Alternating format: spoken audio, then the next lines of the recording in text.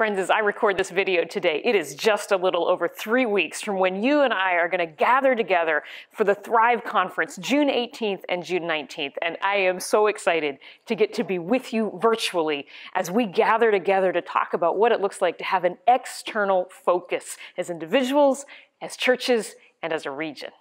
Now, before we gather, we wanted to remind you that on our last session together, Saturday morning, we're going to have the opportunity, all of us, to gather together and share in the elements that bind us together.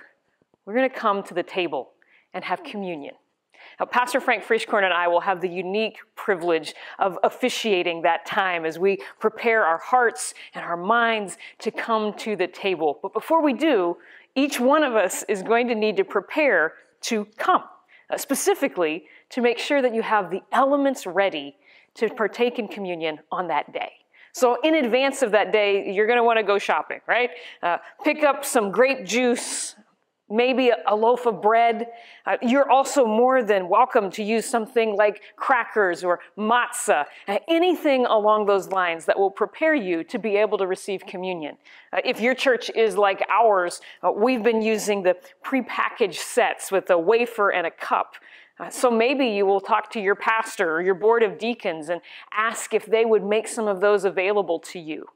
If you're planning to gather together with a small group of people Saturday morning so that you can engage in the conference with others right there with you, maybe think about appointing one of those women to be in charge of providing the communion elements for everyone. On that day, we're going to do something amazing, friends. See, we can't gather together physically. We can't all come to the same table.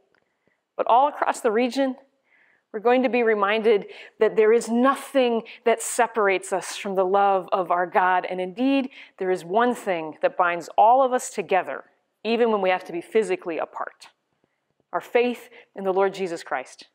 So come prepared that day, that we can remember body that's been broken, blood that was spilled out, and celebrate the one who calls us his.